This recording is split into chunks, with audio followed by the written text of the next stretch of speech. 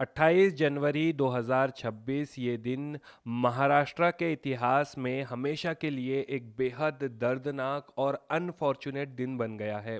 सुबह का वक्त जब एक प्लेन क्रैश ने पूरे राज्य को हिलाकर रख दिया।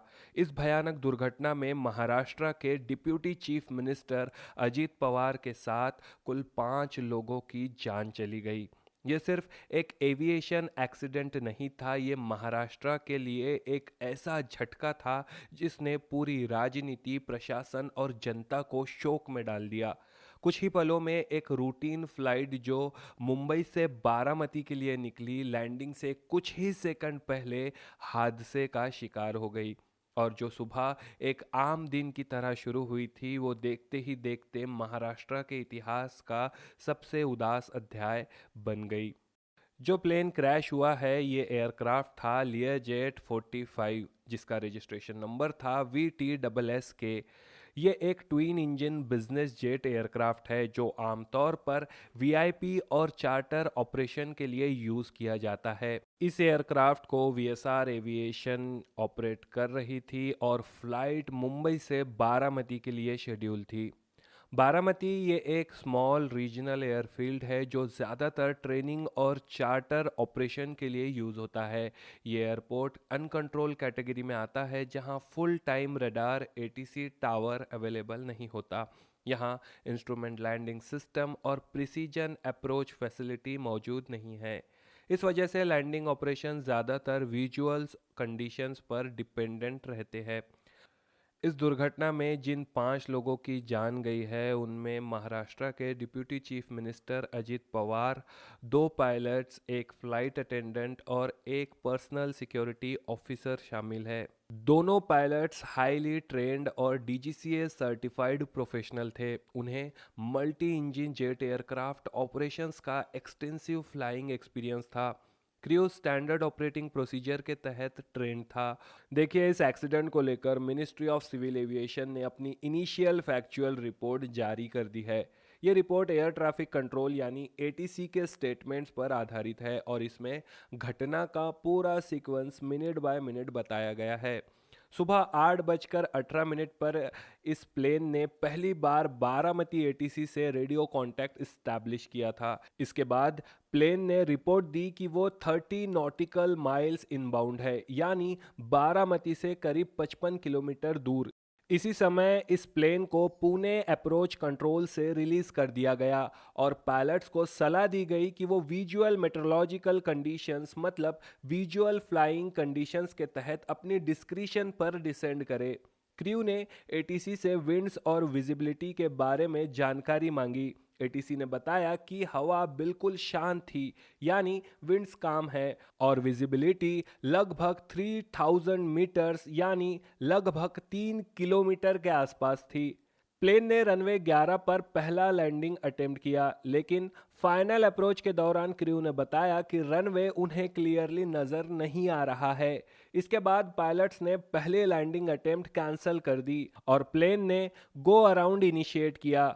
गो अराउंड के बाद एटीसी ने एयरक्राफ्ट से उनकी पोजीशन पूछी। क्रू ने दोबारा रिपोर्ट की कि वो रनवे 11 के फाइनल अप्रोच पर है। एटीसी ने उन्हें कहा कि रनवे नज़र आने पर रिपोर्ट करे। क्रू ने जवाब दिया, रनवे अभी नज़र में नहीं है, जैसे ही दिखेगा हम इन्फॉर्म करेंगे। कुछ सेकंड बाद एयरक्राफ्ट से कॉल आई कि रनवे अब साइट में आ चुका है, यानी नज़र आ रहा है। इसके बाद 8:43 पर एटीसी ने रनवे 11 के लिए लैंडिंग क्लियरेंस दिया, लेकिन मिनिस्ट्री के मुताबिक एयरक्राफ्ट ने इस लैंडिंग क्लियरेंस का मैंडेटरी रीडबैक प्रोवाइड नहीं किया। रीडबैक एविएशन में मैंडेटरी होता है। एटीसी के क्लियरेंस मैसेज को पायलट रिपीट करते हैं ताकि कोई मिसअंडरस्टैंडिंग न हो, लेकिन यहाँ कोई रिस्पॉन्स नहीं आया। जिसके सिर्फ 1 मिनट बाद यानी 8:44 को एटीसी पर्सनल ने रनवे 11 के थ्रेशोल्ड के पास आग की लपटें उठती देखी।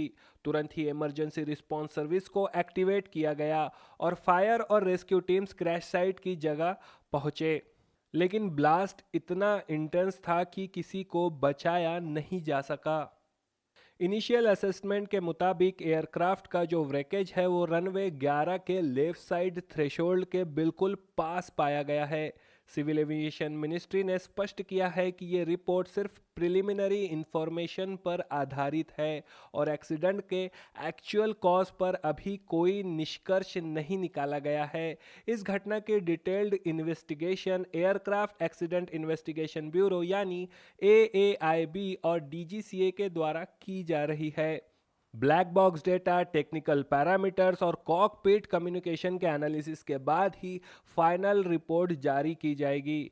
इस दुर्घटना पर पूरे देश से शोक संदेश सामने आए। प्रधानमंत्री नरेंद्र मोदी जी ने इस घटना पर गहरा दुख व्यक्त किया और परिवार के प्रति संवेदना प्रकट की। राष्ट्रपति, गृह मंत्री और लीडर ऑफ अपोजिशन ने भी इस हादसे पर शोक जताया। देश भर के राजनीतिक नेताओं और प्रमुख व्यक्तियों ने इस दुर्घटना पर शोक व्यक्त किया। देखिए, इस दुर्घटना को लेकर कुछ तरह की अफवाहें और सवाल जरूर उठे हैं, लेकिन आज शरद पवार साहब ने मीडिया के सामने आकर स्पष्ट रूप से कहा कि ये एक दुर्भाग्यपूर्ण दुर्घटना थी। इसमें किसी भी तरह की साजिश का कोई पहलू नहीं है। उन्होंने अपील की कि लोग इन्वेस्टिगेशन पूरी होने तक अफवाहों से दूर रहे और फैक्ट्स का इंतजार करें। इस दुर्घटना के बाद महाराष्ट्र सरकार ने 3 दिन का राज्य शोक घोषित किया। सरकार की तरफ से कहा गया कि ये सिर्फ एक नेता का नहीं बल्कि पूरे राज्य का अपार नुकसान है। अजीत दादा का अंतिम संस्कार आज 29 जनवरी को बारामती में फुल स्टेट ऑनर्स के साथ किया गया। चीफ मिनिस्टर ने अपने शोक संदेश में कहा कि अजीत पवार महाराष्ट्र की राजनीति का एक मजबूत स्तंभ थे। उनका अचानक जाना पूरे राज्य के लिए गहरा आघात है। राज्य भर में नेताओं, अधिकारियों और आम जनता ने नम आंखों से उन्हें अंतिम विदाई दी। इस हादसे के बाद ILS सिस्टम को लेकर भी काफ़ी चर्चा हो रही है। सोशल मीडिया पर इस सिस्टम के बारे में काफ़ी डिस्कशन चल रहा है। तो देखिए, ILS यानी इंस्ट्रूमेंट लैंडिंग सिस्टम एक रेडियो बेस्ड नेविगेशन सिस्टम होता है जो एयरक्राफ्ट को लो विजिबिलिटी, फॉग या रेन के दौरान रनवे के बिल्कुल सेंटर लाइन और सेफ एंगल पर गाइड करता है।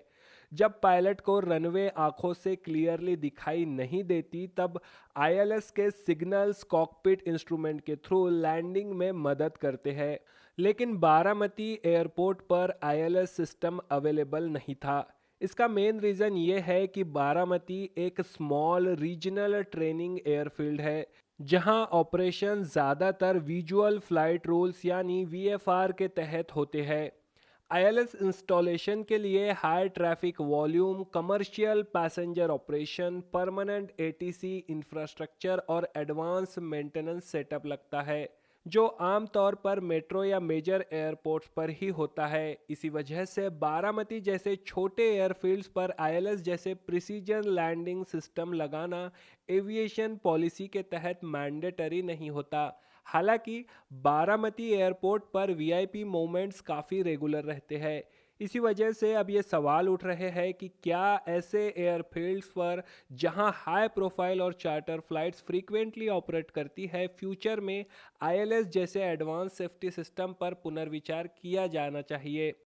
देखिए, हम कितना भी हाइपोथेटिकल तौर पर ये मान ले कि अगर ये होता तो शायद ऐसा होता या अगर वो होता तो नतीजा कुछ और हो जाता, लेकिन ये दुर्घटना हमें याद दिलाती है कि ज़िंदगी कितनी अनिश्चित होती है।